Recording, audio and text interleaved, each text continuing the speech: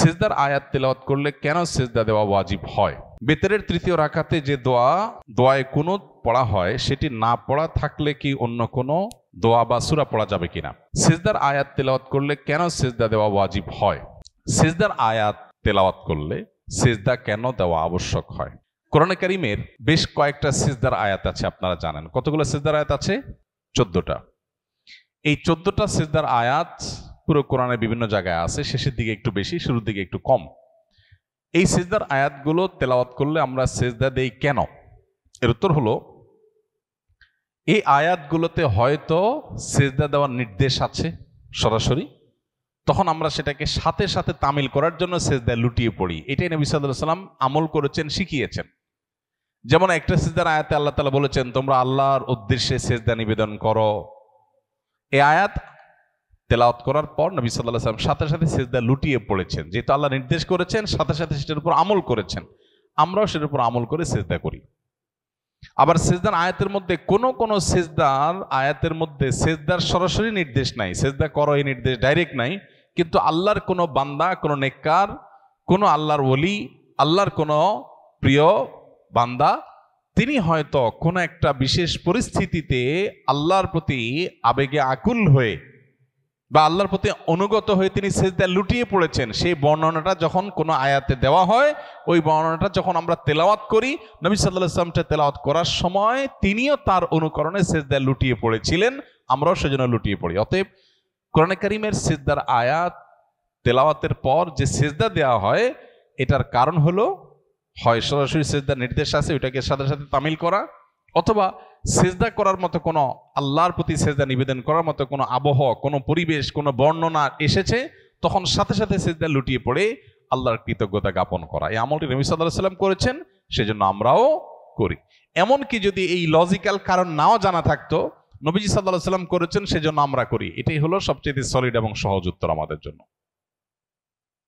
মানুষ হয় আল্লাহর গোলাম, না হলে নফসের গোলাম। যারা নফসের গোলাম তারা বিভিন্ন লজিক খোঁজে, তার নফস তাকে বিভিন্ন লজিক দিয়ে ঘুরে বেড়ায়। লজিক বলতে পৃথিবীতে আসলে কোনো কিছু নাই। আজকে যেটা লজিক্যাল, 100 বছর পর সেটা ইললজিক্যাল। মানুষের যুক্তি বুদ্ধি এটা কোনো স্থায়ী কিছু না, এটা পরিবর্তনশীল, তাই না? বিদ্যুৎ যখন আবিষ্কার হয় নাই, তখন ওয়ালে টিপ দিলে ওই দিকে লাইট জ্বলবে, এটা কি যৌক্তিক কথা ছিল যখন বিদ্যুৎ ছিল না পৃথিবীতে? যদি পৃথিবীতে বিদ্যুৎ যখন আবিষ্কার হয় নাই, তখনকার মানুষকে বলা হতো যে ভাই এখানে টিপ দিলে ওখানে লাইট জ্বলবে, ফ্যান চলবে, আবার এখানে টিপ দিলে ওই জিনিসটা ঘোরা বন্ধ হয়ে যাবে। এটা যদি 200 বছর আগের মানুষকে বলা হতো, তারা বলতো এটা কি যৌক্তিক না অযৌক্তিক? বলতে পাগল নাকি, গল্প দিয়ে আর জায়গা পাও না, না এটা কেমনে হবে? কেউ বুঝতো না। তারা বুঝতো হাত পাখা, তারা বুঝতো পাখা টান নাড়লে রাজা বাচ্চারা বসে থাকতো, দুইজন মিলে টানতো, এটা তারা বুঝতো। তাদেরকে যদি বলতো ভাই এখানে সুইচ দিলেই ওখানে ইয়ে হয়ে যাবে, কার্ড দিলেই টাকা বাইর হয়ে যাবে, ফ্রিজে রাখলে পানি ঠান্ডা হয়ে যাবে, এগুলো আবিষ্কার যখন হয় নাই, তখন মানুষ বুঝে নাই। তখনকার মানুষের কাছে এই জিনিসগুলো যদি বলা হতো, সেগুলো কি তারা এটাকে লজিক্যাল বলতো না ইললজিক্যাল বলতো? ইললজিক্যাল বলতো, অযৌক্তিক বলতো। এখন যেটা আপনার বুঝে আসতেছে না ইসলামের, কেন বুঝে আসতেছে না? কারণ আল্লাহর টেকনোলজি আপনি ধরতে পারেন নাই, সেজন্য বুঝে আসতেছে না, আপনার কাছে ইললজিক্যাল মনে হচ্ছে। এই জন্য ইমানদার সে তার লজিকের গোলামি করে না, সে আল্লাহর গোলামি করে। সে বলে আমার আল্লাহ বলছেন, দ্যাটস ইট, শেষ, আমার বোঝার দরকার নেই। অতএব কিয়ামত যত নিকটবর্তী হচ্ছে তত বেশি ফিতনাগুলো বাড়ছে। আল্লাহ আমাদেরকে হেফাজত করুন। বেতেরের তৃতীয় রাকাতে যে দোয়ায়ে কুনুত পড়া হয়, সেটি না পড়া থাকলে কি অন্য কোনো দোয়া বা সূরা পড়া যাবে কিনা? বিতরের নামাজে দোয়া কুনুত পড়া ফুকাহে আহনাফের মতে ওয়াজিব, কোন ফকি বা ইমামদের মতে এটি ওয়াজিব নয়। ফুকা আহনাফের মতে যেহেতু ওয়াজিব এবং বেশিরভাগ মানুষই আমাদের দেশে যেহেতু হানাফি ফিকহের অনুসারী, সো বিতরের নামাজে দোয়া কুনুত পড়তে হবে। দোয়ায়ে কুনুত শুধু আল্লাহুম্মা ইন্না নাস্তাঈনুকা এটাই নির্ধারিত না। নবী করিম সাল্লাল্লাহু আলাইহি সাল্লামের হাদিসে আরো একাধিক দোয়া বিতরে কুনুত হিসেবে পাঠ করাটা সুসাব্যস্ত। এজন্য কুনুত বা আল্লাহ তাআলার আনুগত্য এটা প্রকাশ হয় এই যেরকম মাসুর দোয়া যেগুলো আছে, যে কোনো দোয়াই আমরা বিতরে পড়তে পারি। যদি কারো সেটা জানা না থাকে, কোনো দোয়া এখানে পড়ার মতো তার মুখস্থ নাই, তাহলে সে দোয়ায়ে কুনুত শেখার আগ পর্যন্ত মুখস্থ করতে থাকবে। ওইটা মুখস্থ করে পুরোপুরি শেষ করার আগ পর্যন্ত এই সময়ের ভিতরে সে সূরা ইখলাস পড়লো, কোরআন কারীমের সূরা পড়ে সে নামাজ পড়লো, সেটাও হয়ে যাবে। কিন্তু তাকে নিয়মিতভাবে দোয়া কুনুত পড়তে হবে। খাবার সামনে আসার দোয়া, শুরুর দোয়া, খাবারের মধ্যখানের দোয়া, মনে হলো যে দোয়া পড়তে হয়, সে দোয়াটাও ভুলে গেলে, খাবারের শেষের দোয়াও ভুলে গেলে, কিছুক্ষণ পর যদি মনে হয় আমি তো কোনো দোয়াই পড়ি নাই, সেক্ষেত্রে করণীয় কি?